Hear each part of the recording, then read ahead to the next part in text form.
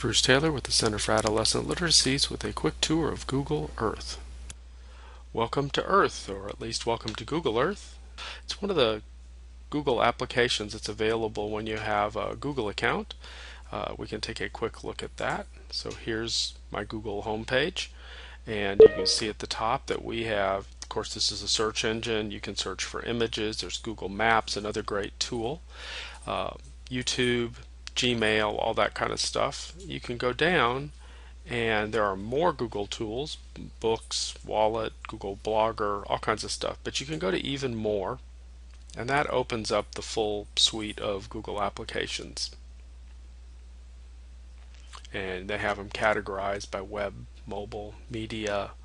You can scroll down, and under Geo you get maps and Panorama, and which is another cool tool for exploring and sharing the world. And there's Google Earth, and if you click on Google Earth, it requires a download of a piece of software to your computer. It's also a wonderful iPad app, probably available on other tablets as well, but you just go here and download Google Earth. When you do that, you get this piece of software that opens up, which is a digital version of the globe. Do you remember when you were a kid and maybe in your classroom or your home you had a globe, and perhaps you like to spin it and put your finger on it and close your eyes and see where you landed? And so I think we have wound up perhaps in Madagascar. Yes, we have. So if you want more than the cartoon movie, you can use Google Earth to go there. Google Earth's a great tool for exploring your own world, the one you live in, but also places further away. As I record this, I'm in Charlotte, North Carolina, and we can go to the search box at the top, click search, put in the place, click search, and it will fly us over there.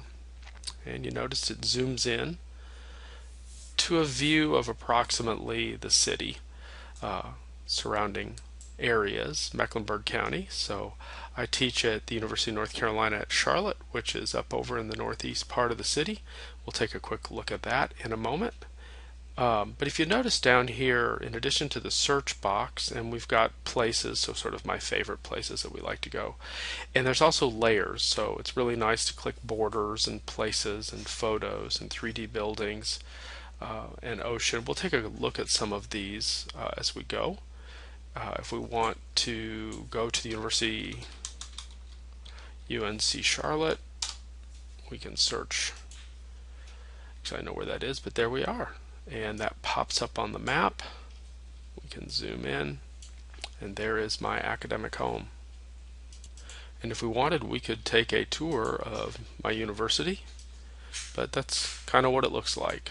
That's the university and the surrounding areas. We can zoom in real close, take a look at things.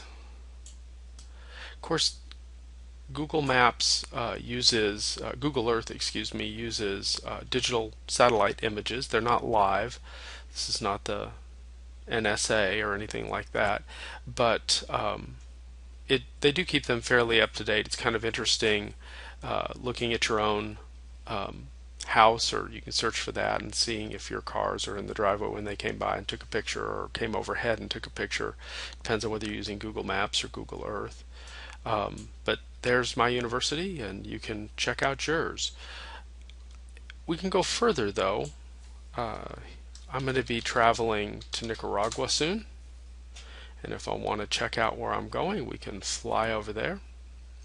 I'll actually be flying in a couple of days, so we can go down. We'll be landing in Managua. I'll be working with some schools and a university there, and with a little time I could show you where I'm staying, but you can see Managua is a pretty good sized city. It's right on Lake Managua, just south of it, and just above Lake Nicaragua. We'll also be going to León, which is an important cultural and historical city, a former capital, and we'll be going up the coast past Chinandega, up here to the peninsula, right at the border with El Salvador and Honduras, and that's a volcano. We'll be staying here and working with some schools right around in here.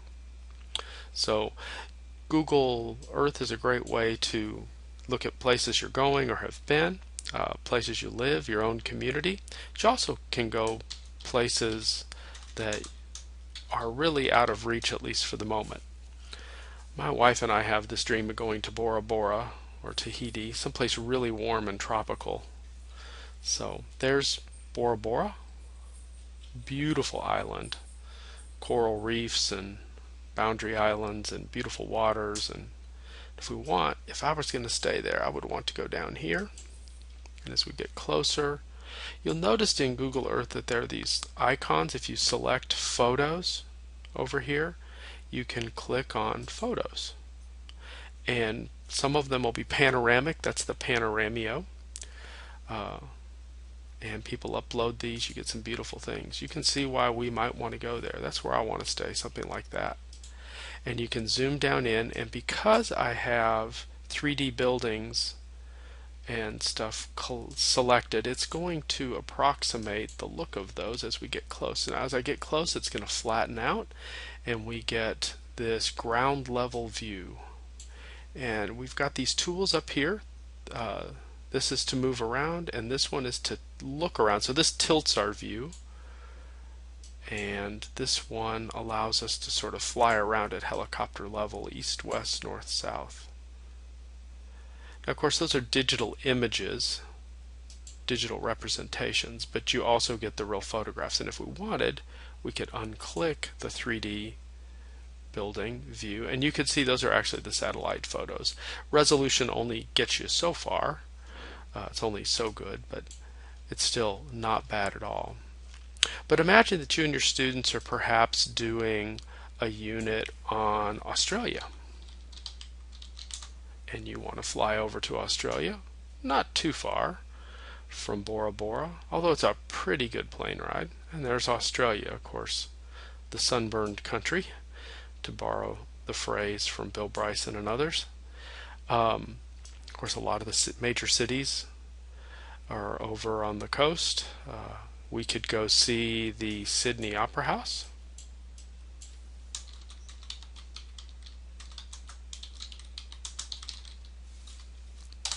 Hit search and it'll take us there. We'll see a couple of things in there it is, over on the coast.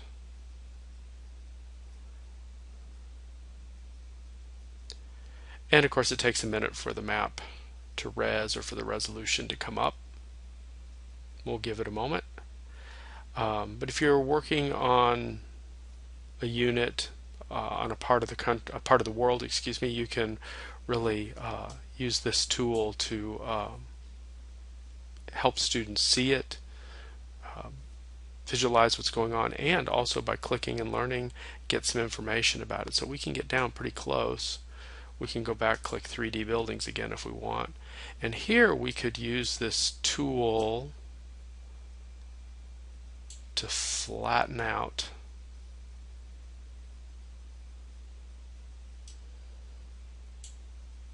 and let's say we want to change our orientation. Whoops. There we go. So let's get out here. There it is. Let's see it. Definitely let's see it from the coast. So this is the 3D building view. So it pops up as a digital representation so we can see it, kind of look at it. And we can unclick that if we want and get the real view, or the photographic view. And of course, both have their pros, both have their cons, but you get a better sense of it looking at it like this. Let's say you want to look at a very famous landmark in Australia, Uluru. We can fly to the Northern Territories. I have not been to Australia, but it's on my list of places I'd love to go. So there's Uluru. Believe also used to be called Ayers Rock. It's more than a rock, it's really a geographic wonder. But its proper name is Uluru. So here's some beautiful photos. There's an aerial photograph, another one. There's a beautiful, I'm guessing, maybe at sunset or early in the morning or something, middle of the day. So you get some beautiful images of it. Yep, Ayers Rock taken from the airplane. And there's all these photographs Here's a 360-degree panorama view. Again, that's that Panorama, really nice. We can click on that. And it'll pop open, magnify that view for us. Of course, it has to take a moment to do that. There it is. And we get information, post comments. So this is not just a tool. This is not just a tool for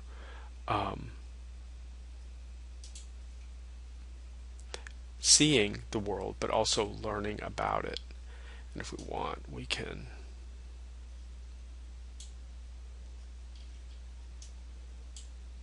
tilt our view, get closer,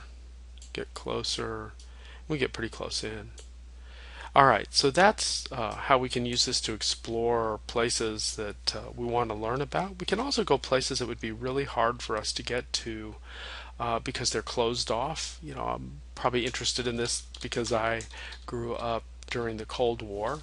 Places like the Soviet Union, which of course is open now, but seemed incredibly hard to get to. I would read, you know, spy novels and stuff about it. North Korea is still one of those places. It's in the news a lot, but always wondered what life is like there. Of course, we hear a lot of different things in the West and in the media about it, but one of the things we can do is go to different parts. I'm going to take us to Pyongyang, the capital, and we can zoom down and see some of the sights.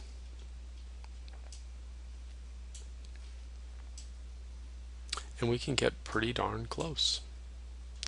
So this is a great tool. Here's that 3D building view. You can kind of see the computer kicking in and amplifying that for us. So lots of interesting places we can go and things we can see.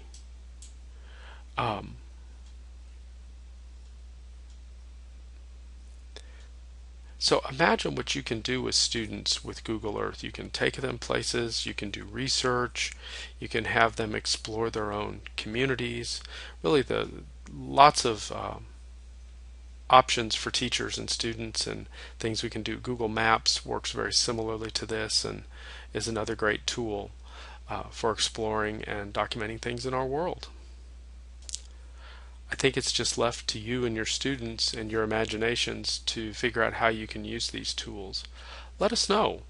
Post your comments to the Teaching and Learning in the 21st Century blog. We'd like to hear how you're using tools like Google Maps and Google Earth and the other tools that allow us to explore our world.